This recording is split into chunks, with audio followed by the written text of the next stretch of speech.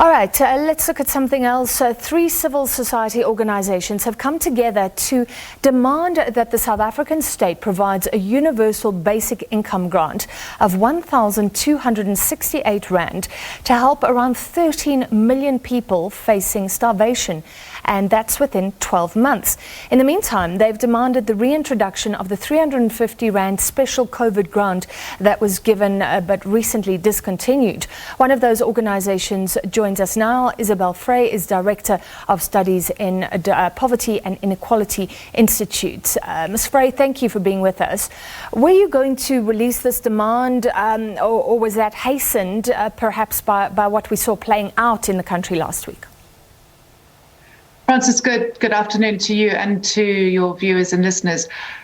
I think that basically circumstance led to a number of matters being accelerated, as you intimated. There is a strong civil society demand for a basic income grant, and in fact, I've just come out of a meeting with another very large number of people, and we're looking at how we can combine the calls. Francis, I mean, we know that the government's been looking at a basic income grant for quite a long time. I've been part of a NEDLAC process, which has come up with a green paper. Well, the Department of Social Development's come up with a green paper, and that is including BIG as one of the options that is to be considered. But as you rightly pointed out, the last week's traumatic events led to many of us saying, is there not a way in which we can try and bring pressure in our cause for a basic income grant? So the three organizations that you mentioned, Women's Legal Centre, SPI, Black Sash, and a number of other organizations basically put our heads together and said, is there enough consensus to bring together a civil society united front to engage with government around the call for a basic income grant, and if necessary, to bring a litigation strategy? So there's a huge amount of concern on the ground about the fact that the 350, the social relief distress grant, was removed, but previously in October, the caregivers grant had been removed. What we're seeing is proliferation of misery and hunger on levels that we haven't yet gotten our heads around. We need a humanitarian response, but we also, and Francis, this is the critical point.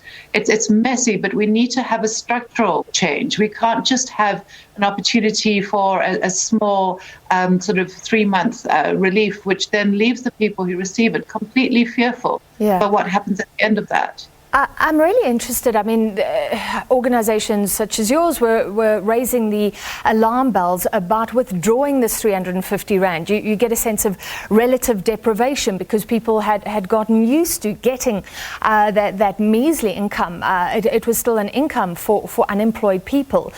Do you think last week could be linked to some of that anger? Thanks, Francis. It's a complex question, and I wouldn't want to say that we had a single answer, but you're correct. The analysis that we at SPI have been putting out with into various platforms and spaces had been one of complete concern that the policymakers seem to be looking to sort of a technocratic budget patterns rather than seeing the crisis on the ground. One of the really important sources of information is the NEDS CRAM data that was released 2 weeks ago, and that showed spiraling levels of hunger and starvation, 13 million people, including 3 million children living in starvation before the end of the social relief of distress grants. So the data has been there, the empirical evidence has been there. We have been calling with growing concern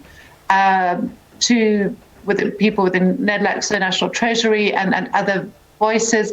And we've been told that they're processes. What we've been appealing for, and this has been the heightened call, is to say processes are critical. We know that within a state you've got a plan, but this kind of extreme deprivation and this kind of extreme violation of people's human rights is something which you can't plan for. And then, I mean, just the point of the rule of law really needs to begin and end in the Constitution. And the Constitution guarantees dignity, it guarantees sufficient food, and it guarantees social security. Those need to be the primary points in which every person's reality is located around a rule of law, I would say. What would you say to the investors, the economists, the people who are looking at South Africa's money purse and saying there just isn't money here, and maybe you could spend now and keep food on the table for now, but down the line you'll have to take money away from things that build for the future and affect the poor as well, like education, and we could get so much into such a debt trap that we have little money for other priorities. I think, Francis, you put your finger on the point there, and we are not saying that we need to take from current budget allocations. We are saying that there's an austerity budget, that state expenditure has already been squeezed. And we've come up with 11 areas in which we could actually fund the initial couple of years of a basic income grant with sufficient tail that you can get a multiplier recovery, either claw back through from the middle classes, or basically the economic multiplier, which in itself would start paying for itself with increased consumption leading to increased VAT. The point about whether or not it's affordable is actually a moot point right now. And I think even the president's response on the Sunday evening Mandela Day International panel that I was part of, the president was very warmly embracing new thinking. I think the point that we have to acknowledge is that our old thinking has brought us to a state where half the population feel that they're not being included in any future. And that's the point. So if I were an investor, I would actually see this as a positive statement of hope in the future.